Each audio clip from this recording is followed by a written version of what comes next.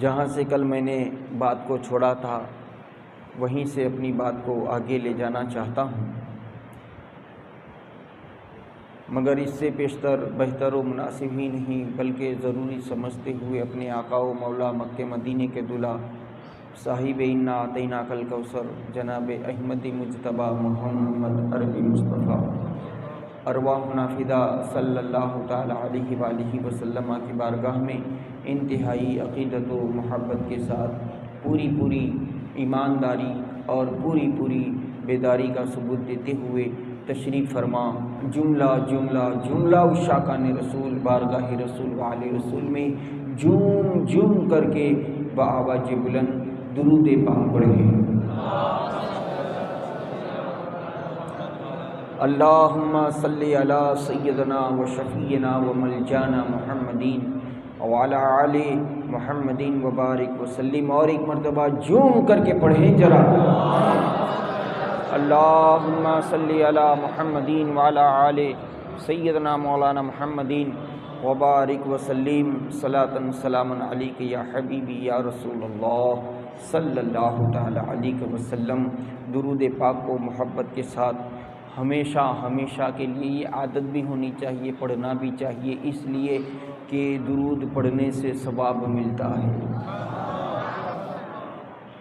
اور درود جب بھی پڑھا جائے عشق کے ساتھ محبت کے ساتھ پڑھا جائیں، اور درود کے ساتھ کبھی سرکار کی بارگاہ میں سلام بھی پیش کیا جائے کہ الصلاۃ والسلام علیک یا رسول اللہ، یہ سلام ہے سرکار کی بارگاہ میں، یعنی کہ درود پڑھو تو ثواب ملے گا، اور سلام پڑھو گے تو جواب ملے گا۔ اور سامعین حضرات، ذرا پھر سے عشق اور محبت کے ساتھ، پوری بیداری کے ساتھ، پوری زندہ دلی کے ساتھ، اور ایک مرتبہ پورا مجمع مل کر کے ذرا بآواز بلند پڑھ لیں، صلی اللہ علی النبی الامی الوالہ صلی اللہ تعالی علیہ وآلہ وسلم، الصلاۃ والسلام علیک یا حبیبی یا رسول اللہ صلی اللہ تعالی علیہ وسلم۔ اور رسول اللہ صلی اللہ تعالی علیہ وآلہ وسلم کو ہم امتیوں کو تو ہر پل یاد کرنا چاہیے، ہر گھڑی، ہر لمحہ، ہر سیکنڈ اس نبی کو کبھی فراموش نہیں کیا جا سکتا، کیونکہ یہ نبی وہ نبی ہے کہ جب عالم نور میں ہیں تو امت کا خیال، نبی عالم نور میں ہو تو امت کا خیال، نبی کی جب ولادت آئی تو نبی کو اس وقت بھی لبوں پر امتی، اور علی کہتے ہیں کہ جب نبی کا وصال ہوا تھا میں نے اپنے ہاتھوں سے مصطفیٰ جان رحمت کو قبر پاک میں، قبر انور میں اتارا تھا، اس وقت بھی مصطفیٰ کے لب ہل رہے تھے۔ علی کہتے ہیں کہ میں نے اپنے کانوں کو مصطفیٰ کے لبوں کے قریب کیا تو علی کہتے ہیں میں نے یہی سنا کہ اس وقت بھی میرے مصطفیٰ کے لبوں پر امتی تھا۔ گویا کہ عالم نور میں ہو تو مصطفیٰ جان رحمت امتی کہیں، مصطفیٰ کی ولادت ہو تو مصطفیٰ امتی کہیں، مصطفیٰ جان رحمت لام مقام تشریف لے جائیں تو امتی کہیں، اور قبر میں جائیں تو امتی کہیں، تو ہر امتی کے لیے ضروری ہے کہ نبی کہیں، ہر امتی کے لیے۔ اور ہم نصیب سے ہمارے باپ دادا مسلمان تھے، مقدر سے ہمارے باپ دادا مسلمان تھے، ہم مسلمان کے گھر میں پیدا ہو گئے، ہمیں کلمہ پڑھنا نصیب ہو گیا، مگر یہ وہ نبی ہیں،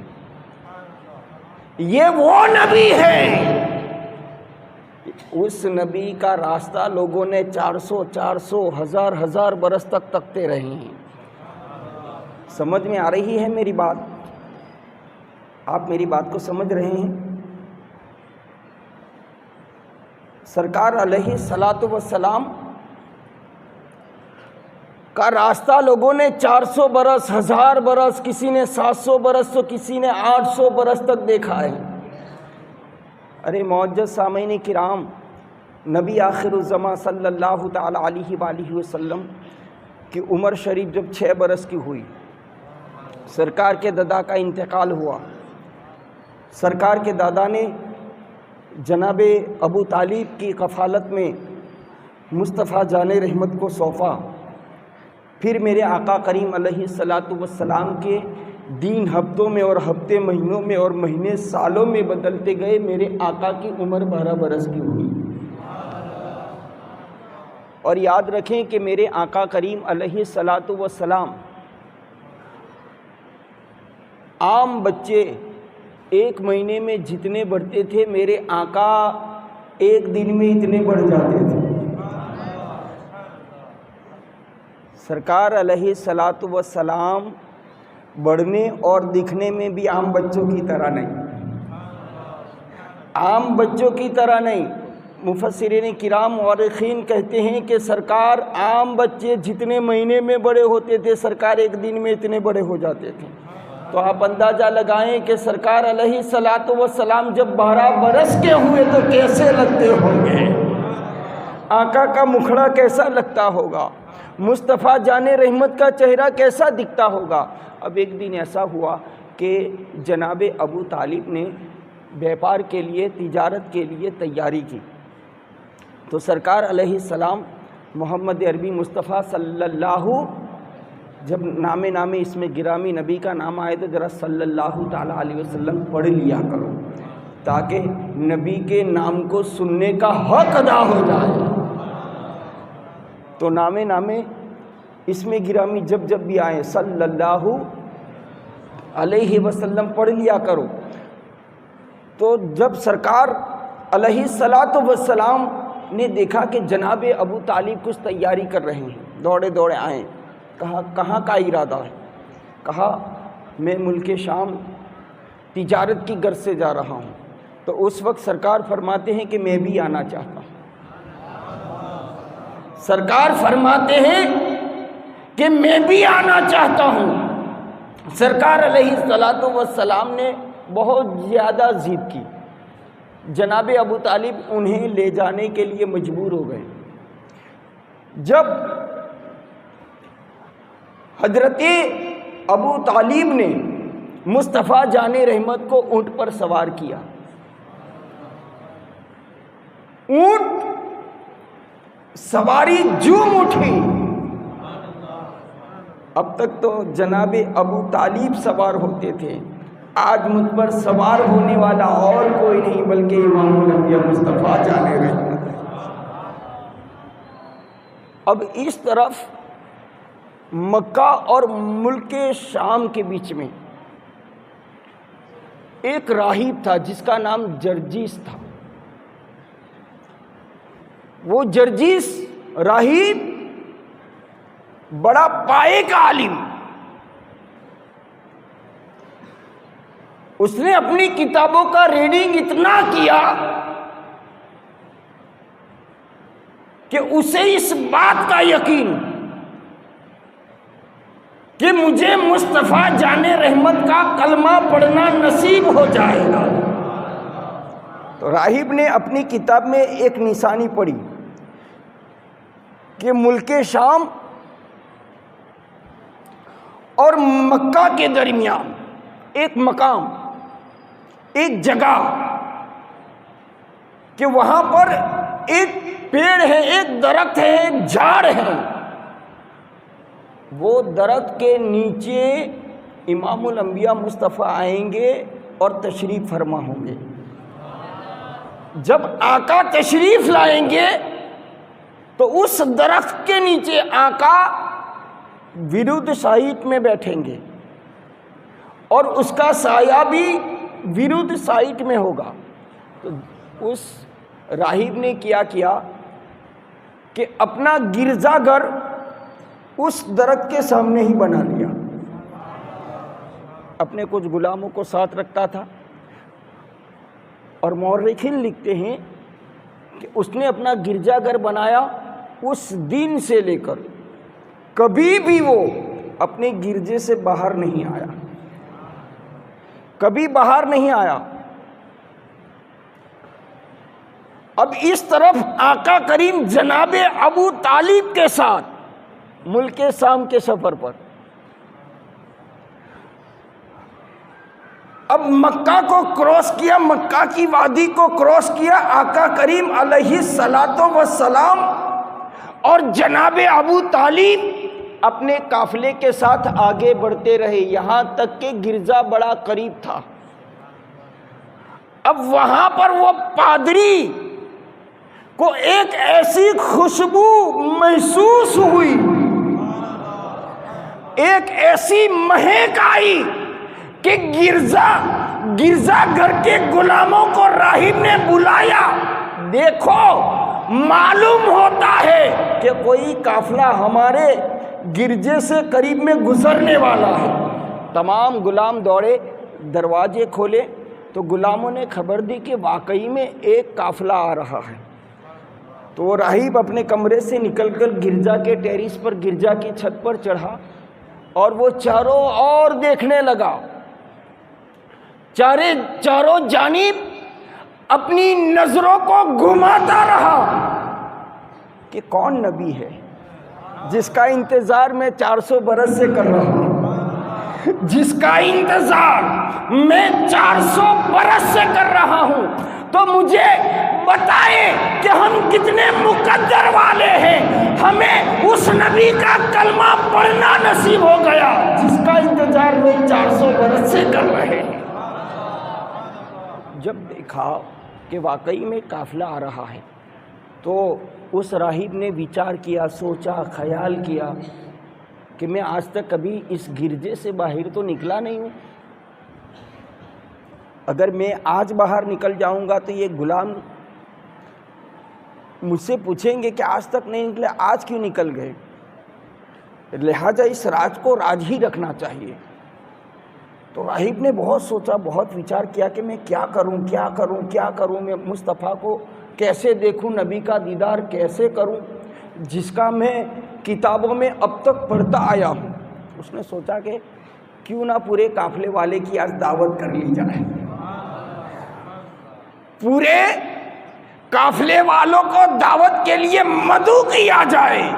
تو راہب نے اپنے غلاموں کو کہا کہ جاؤ ان قافلے والوں کو آج کہہ دو کہ آج ہمارے یہاں دعوت کھا کر جائیں، دعوت کھا کر جائیں۔ غلام آیا، قافلے کے امیر سے کہتا ہے کہ بھئی ہمارا جو راہب ہے جرجیس، وہ آپ کی دعوت کرنا چاہتا ہے، آپ اگر قبول کریں تو ہمارے لیے بڑی شرف کی بات ہوگی، اور ہمارے راہب نے، ہمارے آقا نے کہا ہے کہ آپ شاید مکے سے آ رہے ہیں۔ کہا کہ ہاں ہم مکے سے آ رہے ہیں۔ کہا آپ بڑے مبارک شہر سے آئے ہیں، آپ بڑے مبارک لوگ ہیں، لہٰذا اب ہمارے آقا کا من ہے، دل ہے کہ آپ کی دعوت کی جائے، آپ قبول کریں۔ تو امیر قافلہ نے کہا کہ ٹھیک ہے، ہم آپ کی دعوت کھا کر جائیں گے۔ وہ راہب کہتا ہے کہ آج اعلیٰ سے اعلیٰ گرانڈ دعوت پکائی جائے، کیونکہ غلاموں نے کہا کہ کیوں؟ کہا یہ ایک راز کی بات ہے، اس راز کو آپ نہیں سمجھ سکتے۔ ارے آج مجھے وہ خوشبو محسوس ہو رہی ہے جو برسوں سے میں کتابوں میں پڑھتا آ رہا ہوں، سالوں سے میں اس لمحے اور اس گھڑی کا انتظار کر رہا ہوں۔ تو اس وقت راہب کے حکم پر اعلیٰ گرانڈ دعوت کا اہتمام، اعلیٰ گرانڈ انتظام ہو گیا۔ اب پادری، وہ راہب، وہ جرجیس، اس کا وقت نہیں کٹ رہا ہے کہ کب دعوت کا وقت آ جائے اور میں ان لوگوں کو اپنے گرجے میں بلا لوں۔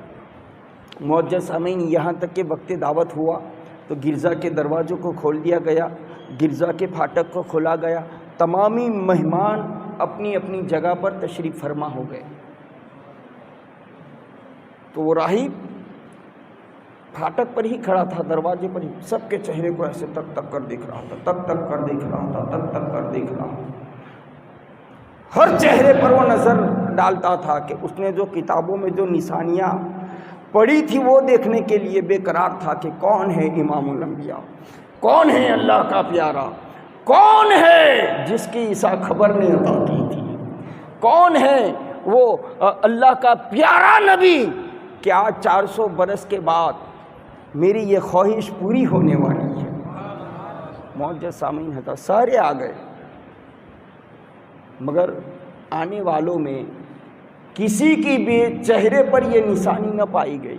राही बड़ा परेशान हुआ और पूरे दस्तरखान पर फिर से नज़र दौड़ाई, मगर नज़र ना आया। फिर नज़र दौड़ाई, फिर वो राहिब कहता है कि कोई आपके साथ काफले में दावत में आने में बाकी है? तो कहते कोई बाकी नहीं। कहा नहीं, आप आजू बाजू देखो कोई बाकी है। तो फिर अपने गुलाम को कहते देखो कोई बाहर तो नहीं। तो एक 12 साल का बच्चा सामान की हिफाजत के लिए तशरीफ़ फरमा है। गुलाम आकर कहता है कि एक बच्चा जिसकी उम्र 12 साल 15 साल 12 साल मालूम होती है वो वहीं पर बैठा हुआ है।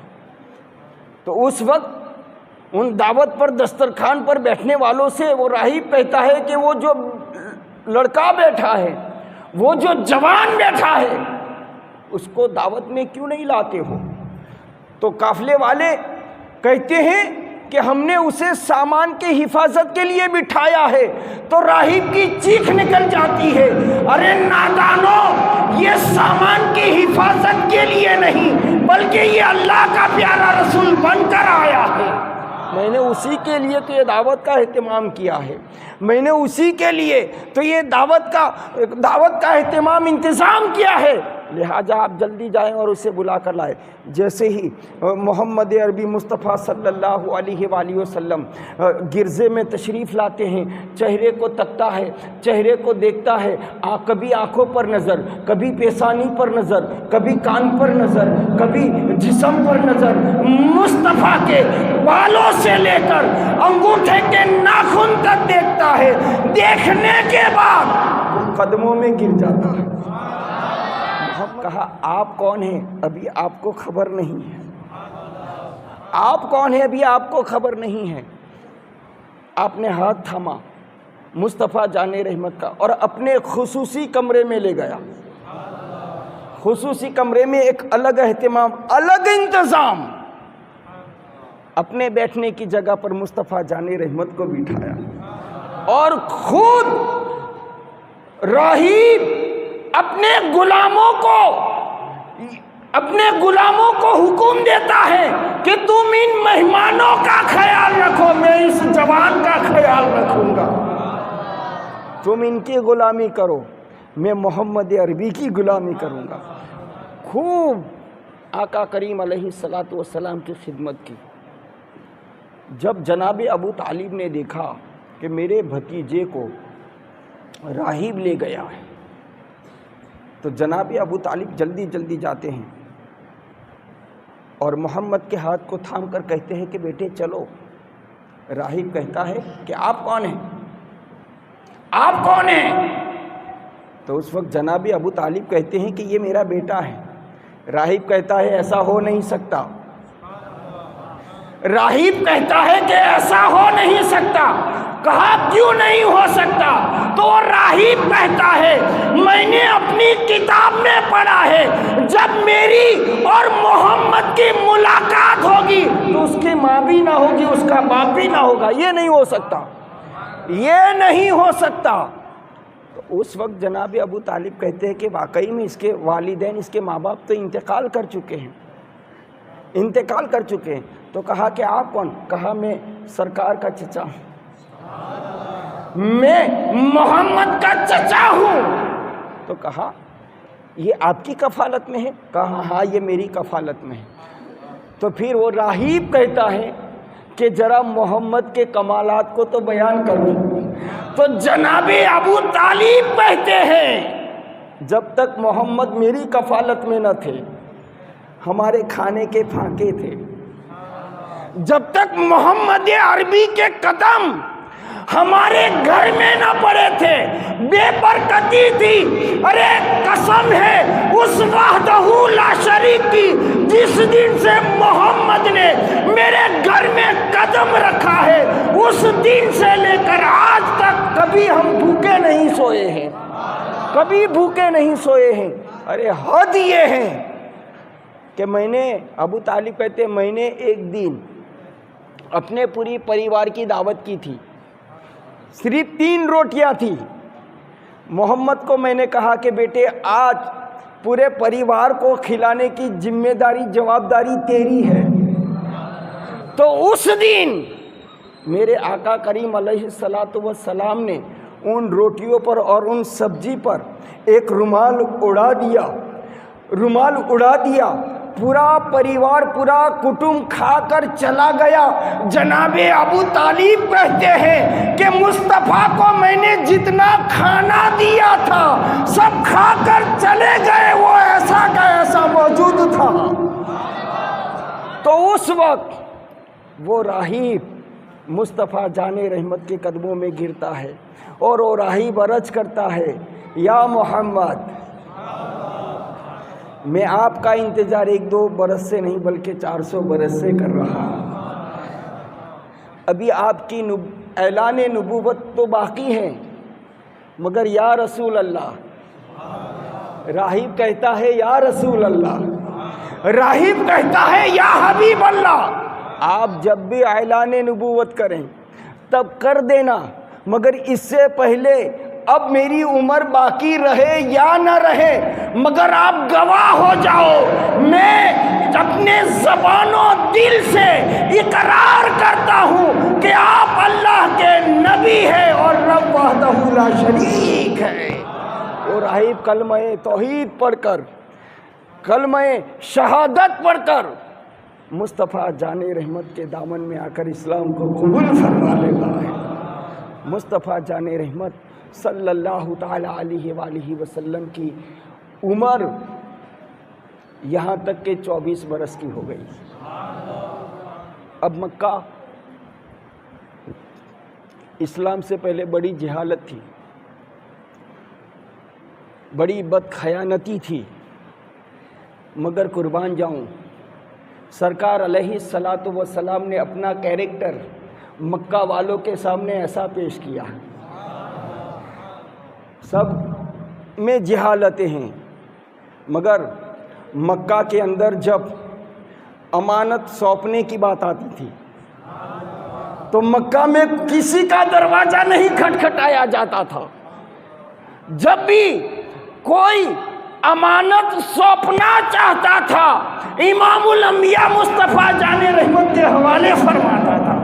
گویا کہ نبوت سے پہلے بھی مصطفیٰ جان رحمت مکے میں امین ہے, امانت دار.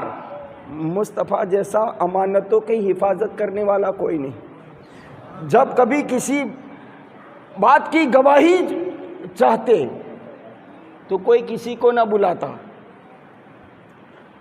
ارے حد یہ ہے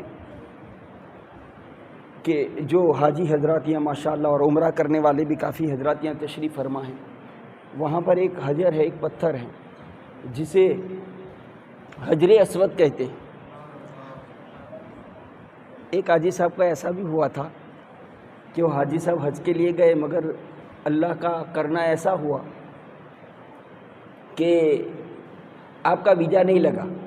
تو آپ نے سوچا کہ اب گامڑے والوں کو کیا خبر میں مکے میں ہوں کہ بامبے میں ہوں, میں مکے میں ہوں کہ بامبے میں ہوں. 2 مہینے وہیں پر پورے کر دیے, اور جب حاجی ریٹرن ہوئے تو یہ بھی حاجی صاحب بن کر بمبئی سے اچھے میں کی کھجوریں لے کر آ گئے. کہا میں بھی حج پڑھ کے آیا, میں بھی حج پڑھ کے آیا. تو ایک ہوشیار حاجی صاحب تھے کہ چلو آپ تو اپنے حاجی صاحب حج پڑھ کے آئے تو ملاقات کرتے ہیں. تو پوچھا کہ آپ نے حجر اسود کو بوسہ دیا تھا کہ نہیں. حجر اسود یہ ایک پتھر ہے جو کعبے کا ایک کونا ہے, اس کے اندر لگا ہوا ہے. اور یہ حجر اسود کی فضیلت یہ ہے کہ جس نے بھی اس کو چوما ہوگا جس نے بھی، یہ جنتی پتھر ہے، جس نے بھی اس کو چوما ہوگا تو یہ پتھر کل میدان محشر میں اس کے ایمان کی گواہی دے گا۔ تو حاجی صاحب سے پوچھا کہ آپ نے حجر اسود چوما تھا؟ او ہو حضرت اسود، وہ تو بہت زوردار مانس ہے، انہوں نے مجھے چائے بھی پلائی تھی، بیڑی بھی پلائی تھی۔ تو کبھی کبھی ایسا ہو جاتا ہے معزز سامعین حضرات۔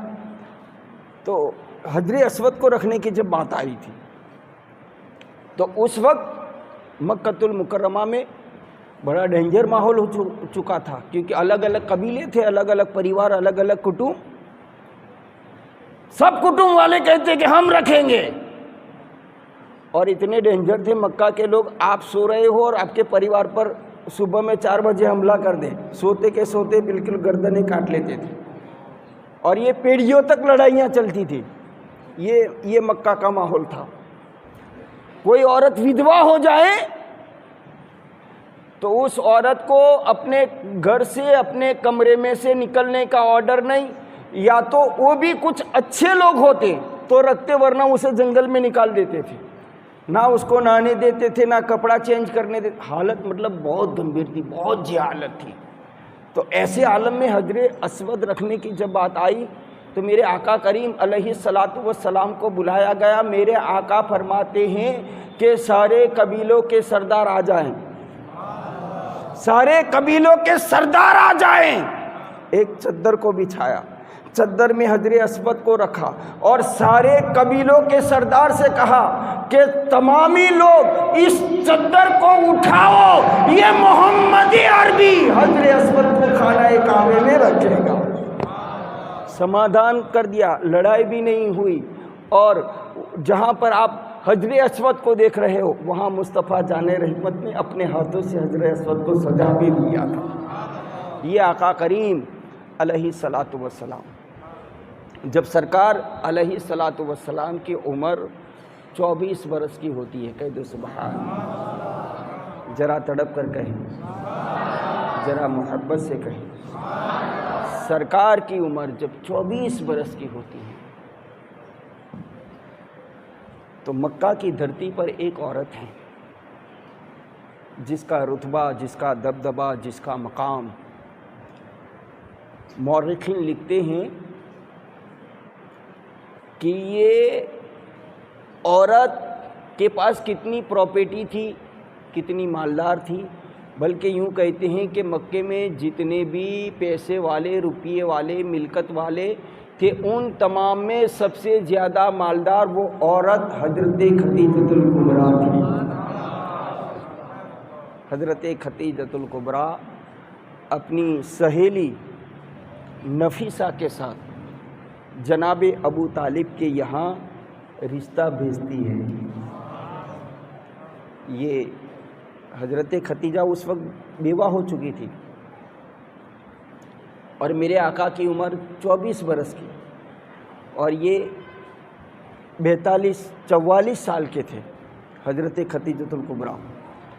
مگر اس کی وجہ یہ بھی تھی کہ جب مکہ میں عالم جہالت کا دور تھا تو جہاں خانہ کعبہ ہے وہاں پر عورتوں کا میلہ بھراتا تھا، عرس بھراتا تھا، یوں سمجھو میلہ بھراتا تھا، تو وہاں صرف عورتیں ہی ہوتی تھیں، مردوں کو آنے کی اجازت نہیں ہوتی۔ عالم جہالت میں بھی مکہ کی عورتوں نے کبھی پردے کو نہیں چھوڑا ہے، ہمیشہ پردے میں رہی ہیں، ہمیشہ پردے میں رہتی تھی۔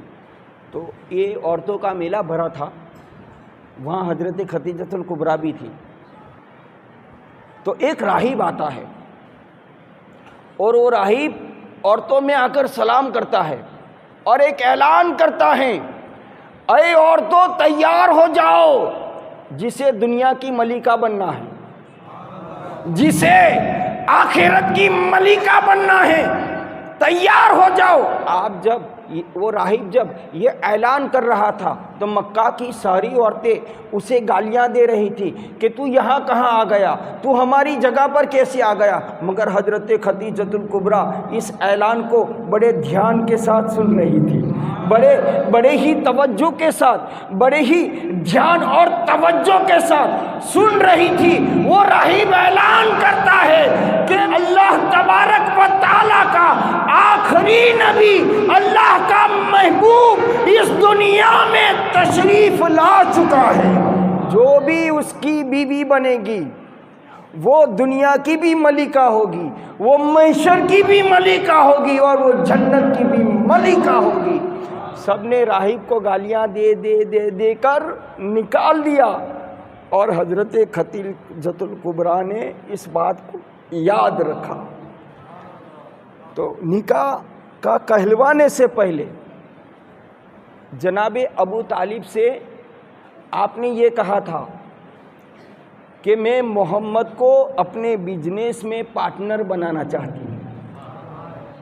بحرے کے وقت ہو چکا ہے، اللہ نے چاہا تو پرسوں ہم یہاں سے بات کریں گے، کل انشاءاللہ تمامی حضرات کثیر التعداد میں تشریف لائیں، مولانا قاسم صاحب کی تقریر ہے۔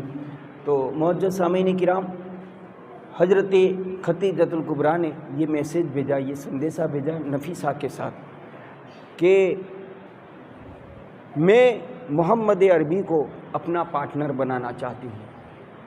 اب پارٹنر بنانے کا مقصد یہ نہیں تھا کہ میں ان کو پارٹنر بنا کر بہت منافع کماؤں، بہت مال کماؤں۔